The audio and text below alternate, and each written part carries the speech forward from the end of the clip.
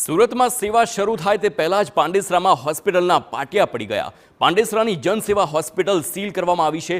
નિયમ મુજબ હોસ્પિટલ ન હોવાથી તેને સીલ કરવાનો વારો આવ્યો છે। આગ સલામતીના કોઈ સાધનો હતા જ નહીં। હોસ્પિટલના ઉદ્ઘાટન કાર્યક્રમમાં પોલીસ અધિકારીના નામ પણ છપાયા હતા અને જાણ બહાર નામ છપાયા હોવાનો પોલીસ અધિકારીઓનો દાવો છે।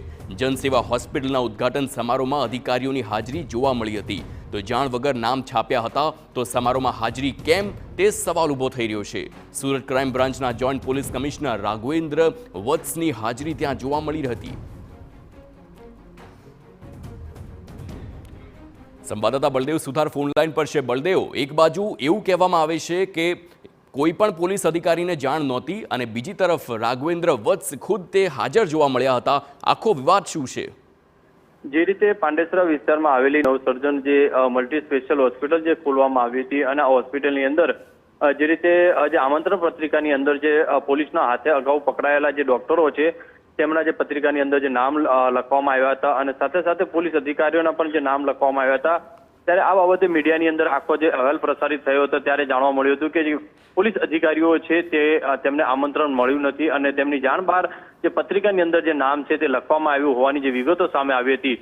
પણ જે રીતે બીજા દિવસે જે ફોટા છે તે સામે આવ્યા છે, અત્યારે તસવીરો જે રીતે જોઈ શકાય છે કે સુરત ક્રાઇમ બ્રાન્ચના જોઈન્ટ પોલીસ કમિશનર રાઘવેન્દ્ર જે વત્સ છે તેમને પોતે આજે હોસ્પિટલના ઉદ્ઘાટનની અંદર જતા નજરે પડી રહ્યા છે। ખુરશીની અંદર આ તમામ જે બોગસ અગાઉ પકડાઈ ચૂકેલા જે ડોક્ટરો છે તેમની સાથેના ફોટા પણ નજરે પડી રહ્યા છે।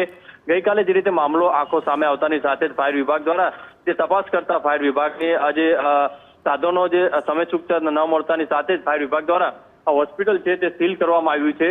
તો હવે આ પોલીસ અધિકારીઓ દ્વારા આ બાબતે કેમ વાત છુપાવવામાં આવી તે પણ એક મોટો સવાલ છે। ત્યારે જોવાનું રહ્યું કે હવે આજે બોગસ ડોક્ટર એટલે કે અગાઉ પોલીસના હાથે પકડાઈ ચૂકેલા ડોક્ટરો દ્વારા કઈ રીતની આ હોસ્પિટલની અંદર કઈ રીતે પ્રવૃત્તિ કરતા હતા, તેમનો કેટલો હિસ્સો હતો, દર્દીઓને સારવાર આપવાના હતા કે નહીં, આ તમામ જો પાસાઓ તપાસ કરવામાં આવે તો પોલીસ જે કાર્યવાહી થઈ શકે છે। પણ પોલીસ હવે કઈ રીતે તપાસ કરશે તે પણ એક મોટો સવાલ છે। બિલકુલ બિલકુલ બળદેવ, સમગ્ર માહિતી બદલ આભાર।